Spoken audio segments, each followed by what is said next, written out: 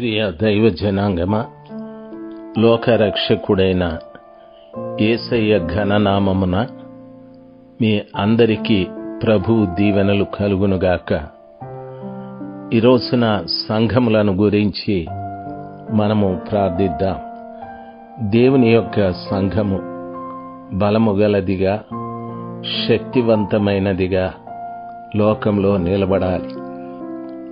సంఘము శక్తివంతమైనదిగా కాకపోతే లోకము సాతానుడి యొక్క రాజ్యం ఇంకా బహుగా విస్తరిస్తూ ఉంటుంది. కాబట్టి ప్రతి సంఘాన్ని ప్రభుల వారు బలపరుచున్నట్లుగా ప్రభు పాదముల చెంత మొరపెడదాం. మహిమగల మా పరలోకపు తండ్రి, నీ పవిత్రమైన, ఘనమైన, బలమైన, పరిశుద్ధమైన మీ నామమును బట్టి మిమ్మల్ని స్తుతిస్తూ ఉన్నాను ప్రభా. తండ్రి, మీరే కృప చూపెట్టి ఈ లోకము, లోకనాథుడైన సాతానుని ఎదుర్కొనటానికి మీరు కల్వరి రక్తముతో ప్రభా కొనిన సంఘమును దయచేసి బలపరచండి మా ప్రియ తండ్రి. ప్రపంచంలో ఎన్నో సంఘాలున్నాయి.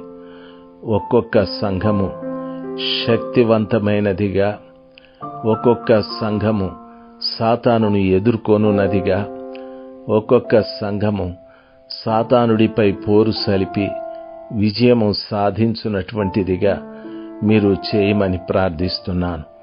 సమస్త ఘనత మహిమలు మీకే ఆరోపిస్తున్నాను తండ్రి. Amen, amen. లోకరక్షకుడైన యేసయ్య ఘననామమున మీ అందరికీ యేసు ప్రభుల వారి యొక్క సమృద్ధి దీవెనలు కలుగునుగాక. ప్రియులారా, పరిశుద్ధ గ్రంథమైన బైబిల్లో సంఖ్యాకాండము 33వ అధ్యాయం 17వ వచనములో ఉన్న విషయాలు చదువుకున్నాం. 18వ వచనంలో ఉన్న విషయాలు తెలుసుకొనటానికి పరిశుద్ధాత్మ దేవుడు మనకు సహాయము చేయనుగాక. అక్టోబర్ మాసం 19వ తారీఖు 2020 సోమవారం. సంఖ్యాకాండము 33వ అధ్యాయము 18వ వచనం. వారు కిబ్రోతు హత్తావాలో నుండి బయలుదేరి హజరేతులో దిగిరి. ప్రియులారా, గమనించాలి. కిబ్రోతు హత్తావా అను మాట గురించి మీతో వాక్యము చెప్తూ వచ్చాను. దురాశల సమాధులు అనని. ప్రియులారా, దురాశ అనేది ప్రభుని నమ్ముకున్న బిడ్డలకు తగినది కాదు. ఆశ మంచిదే, దురాశ మంచిది కాదని. ఈ రోజున అక్కడ నుండి వారు బయలుదేరి హజరేతులో దిగారు అని రాయబడింది. హజరేతు అను మాటకు దండుపేటలు అని అర్థం.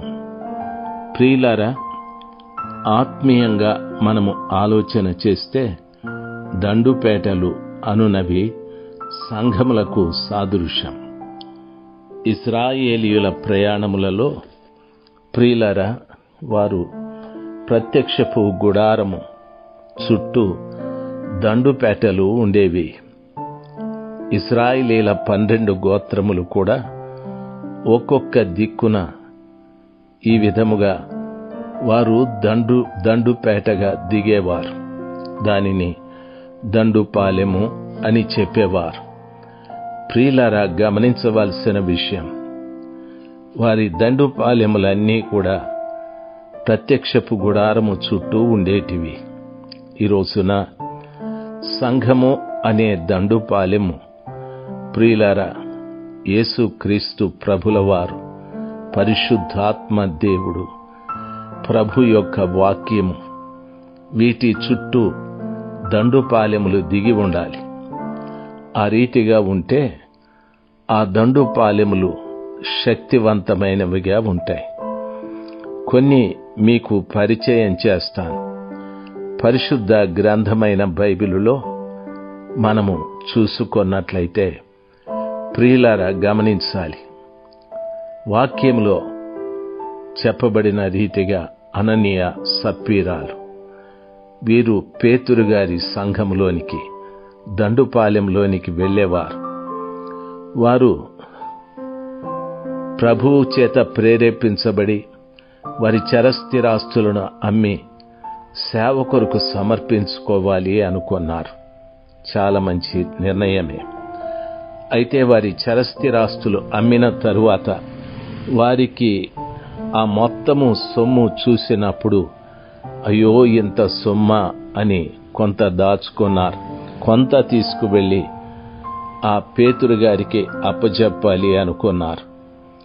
వారు ఆ కొంత సొమ్మును తీసుకెళ్లి పేతురు గారి ఎదుట నిలబడ్డప్పుడు పేతురు గారు దండుపాలెంలో నుండి మాట్లాడుతూ ఉన్నాడు. సంఘంలో నుండి, అననీయ, ఆ పొలమును ఎంత కమ్మితివి అని. ఆయన అంటున్నాడు, ఇంతకే అని. ఆయన అంటున్నాడు, పేతురు గారు, ఆ పొలమమ్మినప్పుడు ఆ సొమ్ము నీదే కదా. నీవు దేవునికి పరిశుద్ధాత్మకు అబద్ధము చెప్పటానికి నీ హృదయమును ఎవడు ప్రేరేపించాడు అని చెప్పాడు. దండుపాలెములో సంఘంలో దేవుడు పరిశుద్ధాత్ముడు ఉన్నాడని పేతురు గారు చెప్పారు. ఆ మాట వింటూనే అననీయ ఆ గడప దగ్గర ఆ సొమ్ముతో అక్కడికక్కడే పడి చచ్చిపోయాడు. దండుపాలెంలో దేవుడు ఉండాలి, దండుపాలెంలో పరిశుద్ధాత్మ ఉండాలి. సంఘంలో ఆ రీతిగా ఉంటే అబద్ధానికి చోటు ఉండదు అస్సలు. ఈ రోజున దేవుని వాక్యం వింటున్నటువంటి విశ్వాసులమైన మనము, కాపరులమైన మనం ప్రియులారా గమనించాలి. సంఘంలో ఈ రోజున దేవుడు, పరిశుద్ధాత్మ వీళ్ళిద్దరూ ఉన్నారా? ఆలోచించండి. వీళ్ళిద్దరూ ఉన్నారు అంటే అబద్ధము అక్కడికి రాదు. ఎందుకంటే అబద్ధానికి జనకుడు సాతానుడు గనుక. అనగా దండుపాలెమని చెప్పబడిన సంఘంలో సాతానుడికి చోటుండకూడదు. ప్రియ దైవ జనాంగమా, మీరు ప్రభు పిల్లలు, దైవ సేవకులారా, మీరు దేవుని ప్రతినిధులు, దేవుని బిడ్డలుగా నేను కూడా ఒక సేవకుణ్ణి. అయితే దండుపాలెమని చెప్పబడిన ఆ సంఘాన్ని నడిపిస్తున్న నేను అబద్ధము చెప్పకూడదు. దయచేసి వినాలి. ఒక సేవకుడుగా ఆ రీతిగా నేను అబద్ధము చెప్తే నేను పనిచేస్తున్న దండుపేటలో యేసుప్రభుల వారు పరిశుద్ధాత్మ దేవుడు లేరు అని అర్థం. కాబట్టి ఈ రోజున అబద్ధాల చేత మనం ఎన్నో మాటలు చెప్పచ్చు, ఎన్నో కార్యాలు చేయొచ్చు. ప్రియులారా, చాలా మంది ఒకవేళ వారి గొప్పతనం నిమిత్తమై ఓ దేవుడు ఈ కార్యం చేశాడు, ఆ కార్యము చేశాడు అని చెప్పచ్చు. కొంతమంది వాళ్ళ గొప్పతనం నిమిత్తమై నేను ప్రార్థిస్తే ఆ కార్యాలు జరిగాయి, ఈ కార్యాలు జరిగాయి అని అబద్ధాలు చెప్పచ్చు. కొంతమంది వారి అవసరముల నిమిత్తమై ఆర్థిక సహాయము కొరకు ఇలాగా అలాగా చేస్తున్నాము, మాకు పరిచర్యకు డబ్బులు దయచేయండి అని చెప్పచ్చు. ప్రియులారా గమనించాలి. ఆ రీతిగా నేను చెప్పిన నేను కూడా అబద్ధీకుడనే. దండుపాలెంలో ప్రియులారా దేవుని యొక్క శక్తి, యేసు ప్రభుల వారు, పరిశుద్ధాత్మ దేవుడు ఇద్దరు కూడా ఉండరు కదా. ఈ రీతిగా మనం ఆలోచన చేస్తే ఎన్ని దండుపాలెములలో, సంఘములలో యేసు ప్రభుల వారు ఉన్నారు, పరిశుద్ధాత్మ దేవుడు ఉన్నారు. ఎన్ని సంఘములలో అబద్ధము లోపలికి ప్రవేశించకుండా బయటే పడి చచ్చిపోయాది. ఈ రీతిగా మనం ఆలోచన చేసుకుందాం.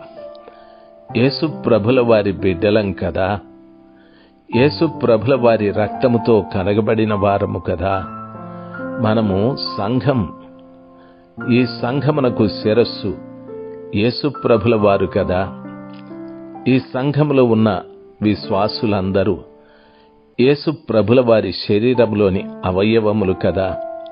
కాబట్టి దండుపాలెము అనగా సంఘం యొక్క ఉద్దేశాన్ని ఎరిగి సంఘము ఆ రీతిగా నిర్మాణము కావాలి, శక్తివంతమైనది కావాలి అని మనము ఆలోచన చేద్దాం. నేను కూడా ఆ రీతిగా వివేచించక ప్రవర్తించినట్లయితే సంఘమనే దండుపాలెమునకు అర్థం లేదు కదా. దేవుడు నన్ను కూడా క్షమించడు కదా.